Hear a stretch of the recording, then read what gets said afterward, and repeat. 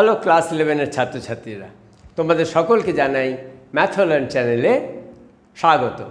আজকে আমরা একটা অত্যন্ত গুরুত্বপূর্ণ বিষয় আলোচনা করব, ট্রিগনোমেট্রিক ফাংশনে আমরা করব আজকে সাধারণ সমাধান বের করা যদি sin x sin y।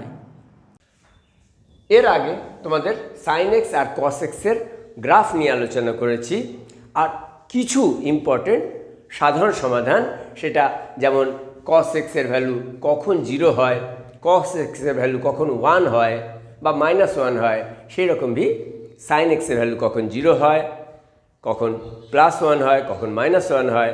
তাহলে সেই রকম ক্ষেত্রে তোমার সাধারণ সমাধান কি হতে পারে, মানে x এর কোন কোন মান তুমি পেতে পারো, সেই রকমই আজকে আমরা করব sin x sin y। এটা অত্যন্ত একটা গুরুত্বপূর্ণ ডেরিভেশন ক্লাস 11-এর জন্যে। আর এই ডেরিভেশন থেকে তোমরা যে সূত্রটা পাবে, সেই সূত্রটা হচ্ছে খুবই ইম্পর্টেন্ট তোমাদের অঙ্ক করার জন্যে। চলো দেখি। এইটার জন্য কিন্তু আমরা কোনো গ্রাফ ব্যবহার করব না, আমরা একটা ত্রিকোণমিতির সূত্র ব্যবহার করব। সেই সূত্রটা হচ্ছে, দেখো আমাকে দেওয়া আছে sin x sin y। তাহলে এর অর্থ হচ্ছে তুমি এটাকে ইকুয়েশন করে নিতে পারো, sin x minus sin y = 0।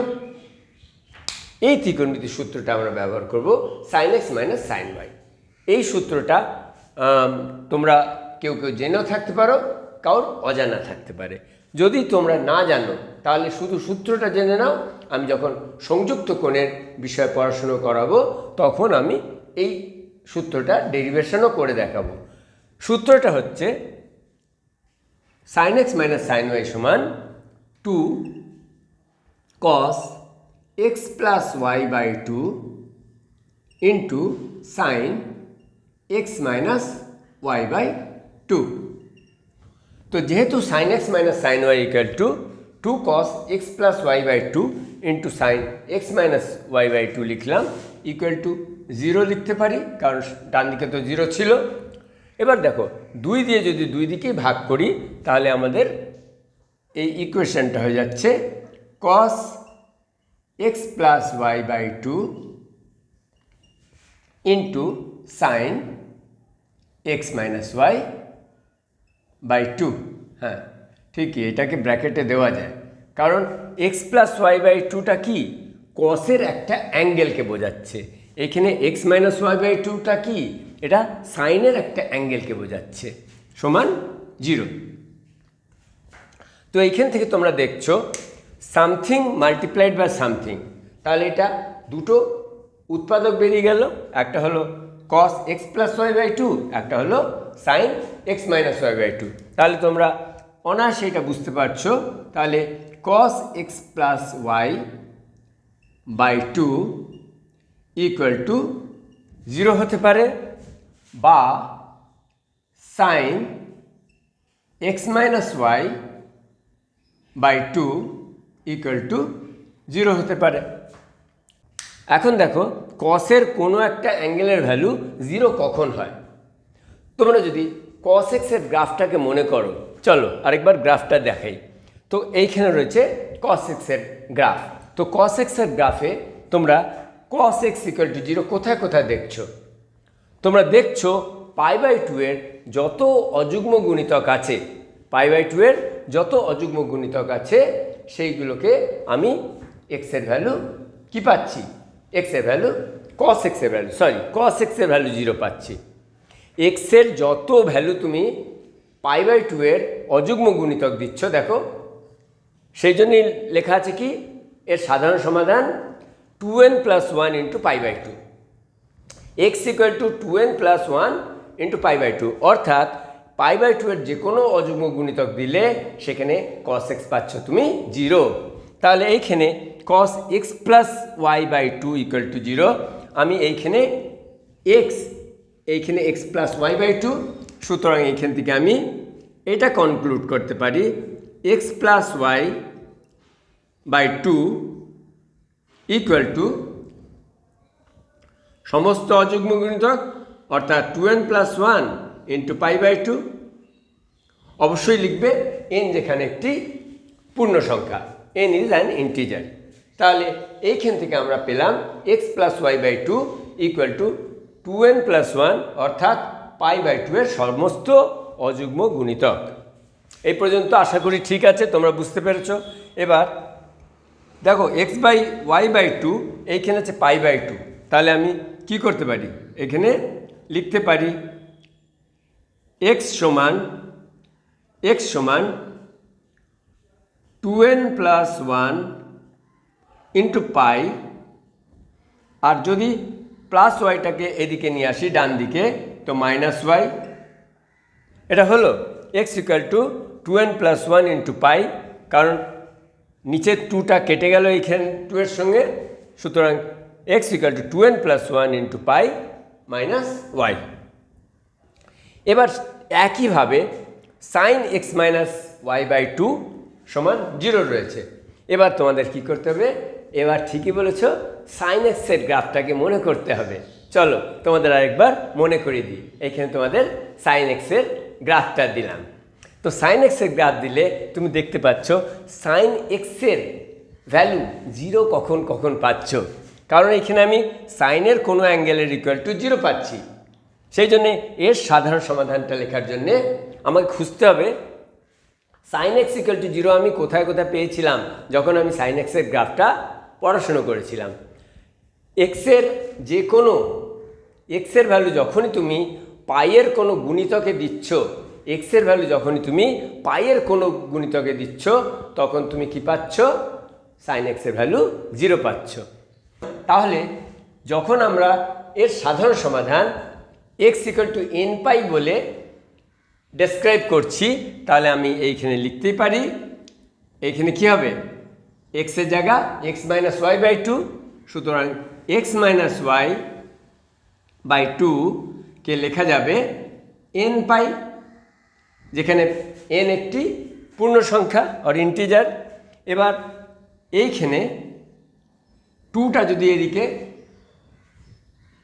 দিয়ে দিই, তাহলে x minus y equal to 2n pi, বা x equal to 2n pi, আর মাইনাস ওয়াইটা এদিকে গেলে প্লাস ওয়াই। চলো এই দুটো আমি সমাধান পেলাম, এই দুটো পেলাম, x equal to 2n plus 1 into pi minus y, আর এটা পেলাম x equal to 2n pi plus y. তাহলে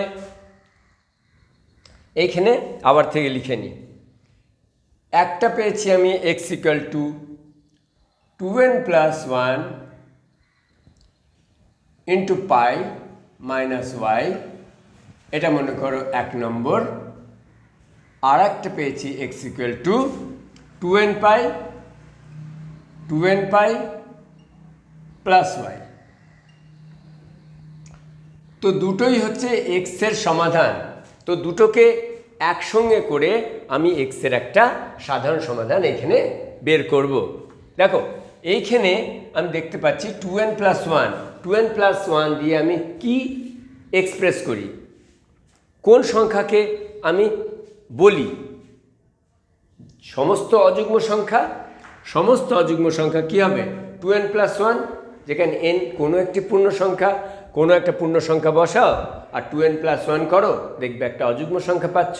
তাহলে এইখানে যখন অযুগ্ম সংখ্যা হচ্ছে, এইখানে 2n অর্থাৎ সমস্ত যুগ্ম সংখ্যা, এইখানে আছে সমস্ত পাইয়ের অযুগ্ম গুণিতক, এইখানে আছে পাইয়ের সমস্ত যুগ্ম গুণিতক। তাহলে আমি কি বুঝতে পারি, আমি বুঝতে পারছি এক্স ইকুয়াল টু এন পাই, যেখানে আর 2n প্লাস 1 অর্থাৎ কোনটা যুগ্ম সংখ্যা কোনটা অযুগ্ম সংখ্যা কোনো দরকার নেই, কারণ যুগ্মও আছে অযুগ্মও আছে। পাইয়ের যত যুগ্ম সংখ্যা আর যত অযুগ্ম সংখ্যা সবকেই আমি এই দুটোকে একসঙ্গে করলে এন পাই লিখতে পারি, যেখানে এন একটি পূর্ণ সংখ্যা। তাহলে এখানে আর অযুগ্মর জন্যে 2n প্লাস 1, যুগ্মর জন্যে 2n দিয়ে পাইকে গুণ করতে হবে না। তাহলে এই দুটোকে আমি একসঙ্গে করে এন পাই করে দেব। কিন্তু সমস্যা হচ্ছে এইখানে একটা আছে মাইনাস ওয়াই একটা আছে প্লাস ওয়াই। তাহলে এইটার জন্যে সমাধান কি করা হচ্ছে, plus -1 to the power n into y. এটাকে একটু বুঝে নাও। দেখো, যখনই এটা অযুগ্ম